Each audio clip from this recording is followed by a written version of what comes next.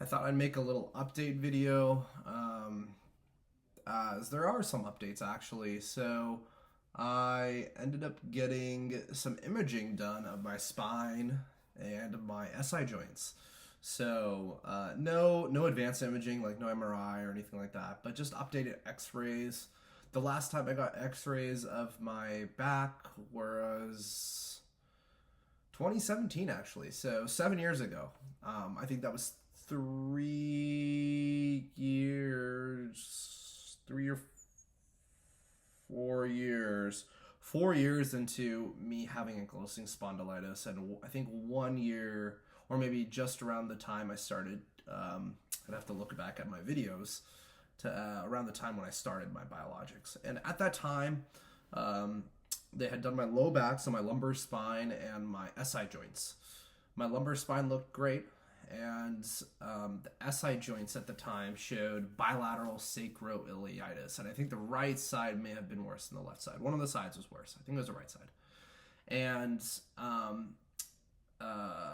and at that time I was having pain, I think, because I, was just about to start the biologics, I'm pretty sure. So fast forward 7 years, and actually before, so bilateral sacroiliitis, right worse than left, no fusion anywhere. So the SI joints were patent, or patent, whatever the word is. I don't know. And the lumbar spine, yeah, looked great. No signs of any fusions. Fast forward 7 years, 2024. What is this now? August. I got my X-rays done a few days ago.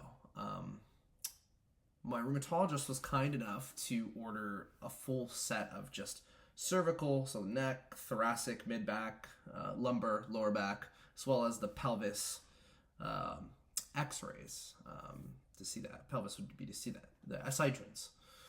And the great news is that the spine itself, the cervical, so the upper thoracic, mid, lumbar, low, no signs of fusion, no signs of any vertebral changes, so the bones in the back. Oftentimes, people with ankylosing spondylitis will get flattening, kind of more squaring of the bones. The vertebrae, they're called. They square more, and you can get little bony protrusions called syndesmophytes. I think they're called syndesmophytes. And those syndesmophytes, those bony protrusions on the vertebrae, over time, as the inflammation continues, the syndesmophytes get bigger and bigger and bigger until they touch, and there's your fusion. And that's how people fuse. And they always say, like, oh, bamboo spine, like, would really severely progress disease. So thankfully, no signs of that in the spine anywhere. We're good. Biologics, good. Slightly bad news, but not really surprising. Somewhat bad news, I would say, but not really surprising at the same time, is that the SI joints showed severe sclerosis. They literally said severe sclerosis, and the SI joints appear fused. So my SI joints have fused.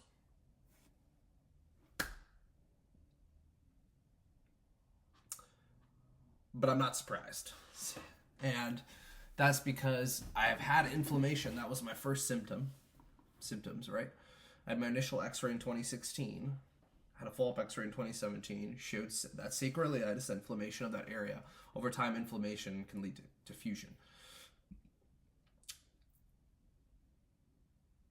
Now, it sucks because I've been on the biologic, but I think there may have just been enough damage over time, and the biologics slowed down the disease, but maybe there was some background disease still happening in that SI joint area that things have fused. So, I was talking to my family about it, updating them, and they were kind of a little bummed, and I was like, it's not something that, we were surprised about, I had already had that inflammation to begin with. So, I mean, I've been handling it pretty well. I think if there were more changes in the spine itself, the lumbar, the low back, mid, the upper, like, even if there wasn't any fusion, but if there was more squaring of the vertebrae, there were starting to be bony protrusions, those syndesmophytes I was talking about. I think I would have been in a worse place. I think I would have been a lot more sad. I would have probably, I would have taken it worse.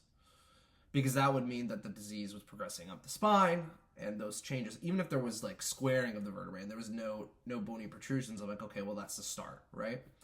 So right now,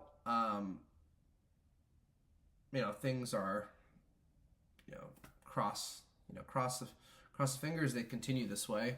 I think, actually, I lied. I think the neck x-ray, it didn't show any squaring or anything, but it said my neck was like straighter than, I guess, the average person. And that can be a number of reasons why the neck could be, straighter.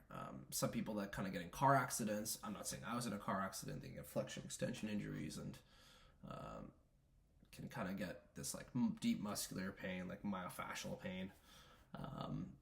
And just the muscles get really tight. And there are some people that say that, those tight muscles can actually make the spine look more straight. It's not necessarily that the anatomy's changing, but the muscles are kind of changing the positioning of the bones. That's a thought. Some people that study like fascia, and that's the material that holds muscles kind of in place. They may argue that. For me, I don't know why why it's a little bit more straight. It could be, just like anatomical, meaning like it could be genetic. I mean, nothing crazy serious or anything like that. Just kind of a finding. But overall, kind of recap. SI joints are fused now. What can you do? Not surprised, like I said, because that was the first area that was affected. There was evidence of that on the initial x-rays. The rest of the spine is looking dandy. So that's my update. We are now approaching 11 years since starting a biologic. There was a period of time in maybe up to 6 months to 8 or 9 months that I wasn't on biologics because I had to stop different biologics. Not continuously, but in periods of time. So, yeah. There's that. Thanks, guys. I hope everybody is doing well and is living as pain-free as possible.